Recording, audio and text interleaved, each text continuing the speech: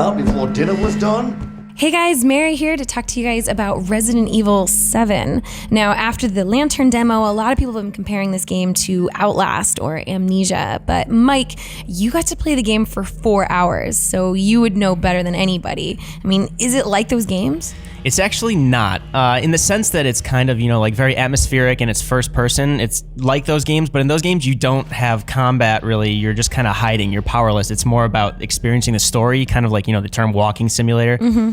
Resident Evil 7 is very much a Resident Evil game. In fact, it's more like Resident Evil Remake or Resident Evil 2 or 3 than it is 4, 5, 6. Fans of the original trilogy of Resident Evil games or Resident Evil 0 or Code Veronica will very much like 7. The best way I can describe Resident Evil 7 is Resident Evil Remake, but in first person. I mean, that's incredible because there's so many iconic things that the original trilogy did that have been kind of lost along the way. I mean, things like combat itself, right? So, I mean, how is that like the original trilogy? Yeah, so just like the originals, you kind of eventually come across a handgun early on, and you slowly start to solve puzzles to get better weapons. There's a shotgun, and it's kind of again, you're solving a puzzle to get that. It's not just handed to you. You are managing ammo. You are combining items to kind of manage ammo, like you did in Resident Evil 3 Nemesis, or combining herbs with chem fluids to make health. There's a really cool risk-reward factor with the item management and limited inventory slots.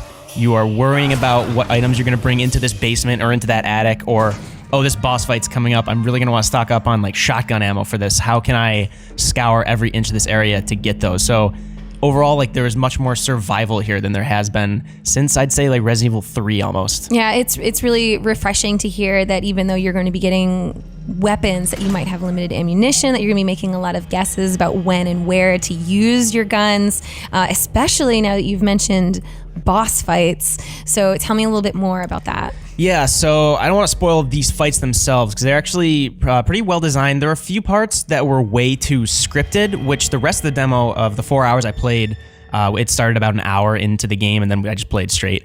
The rest of the demo was really good because it wasn't scripted. It was really, there's this sense of dread kind of pushing me, and the parts that I remember the most vividly are things that other people might not have seen, like that, like the term is emergent gameplay. But the boss fights sometimes got too scripted. I wasn't sure how I beat this boss at one point or what really happened, but then, like other times they're really great. You find a weak spot, you have stocked ammo for about an hour now and you fight them. But yeah, it's the Baker family. If you've seen, if you played like the beginning hour demo, or you saw that trailer they released, it shows, that cannibalistic family eating like human organs and stuff at the table. Who could forget? Right, and they're the kind of presiding clan of the estate that you find yourself in, which is very indicative of the original Resident Evil mansion. But then there's a greenhouse, there's like an old like dockside shack that you go into. And the entire time, it's almost like Resident Evil 3 Nemesis in the sense that before you fight a couple of these bosses, they're hunting you or stalking you for about, I don't even know, like in one case, I think it was like half an hour. So you're scavenging, but you're also worried, is this person going to come up right behind me when I'm not expecting it and just bash my head in with a shovel, which happened to me several times. Yeah, there's like so many of those old school feelings that I'm getting from this that I'm really excited about. And something that you mentioned earlier that I am very excited to see is back are puzzles. How tough are these puzzles? The puzzles themselves, when you're trying to solve them, most of them aren't too difficult, but in the sense that the entire demo I played, and like in being indicative of the entire game is kind of one puzzle. Like, you're not just going to go into every room in this mansion. Like in the original, you're getting the helmet key, the sword key, the shield key. I was getting the serpent key, the scorpion key. So like there was this one door I knew I needed to go through, but I also knew that the key to get there might be in the basement, where these crazy Moulder monsters, they're calling them, were just like, rampant. So I went into the basement against my wishes, found the scorpion key, bolted out of there, and then unlocked like 3 more doors that got me like, I don't know, the shotgun, for instance, or the next key, or just like a really useful item that's going to help me later on. So the overall navigating the mansion and the shack outside and the greenhouse, and from what they told me, there are like going to be more areas on this estate. It's not just one centralized house. It's like an entire plantation in the the American South. The entire thing felt like a puzzle to me. It was kind of like a Metroidvania feel, if you want to call it that. Again, very much like Resident Evil, Resident Evil 2, Resident Evil 3. Right, you're going past all these doors, knowing that you're going to have to go through them at some point, or going past that basement, trying to avoid it, but you're going to have to go in there. And I love that. It's unfortunate, even though you've got 4 hours, you weren't able to capture that. We kind of got this B-roll, so that's what you're seeing now. And we don't have a lot of B-roll of everything, not of like all the crafting and stuff, but something we did have were some of the creepy areas you're going to, like the swamp area.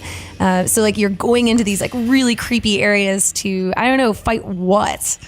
Yeah, so there are these things in the basement at first that you see that almost, if you play Resident Evil 4, will remind you of the regenerators, where you had to shoot specific spots in their body, or else they would regenerate.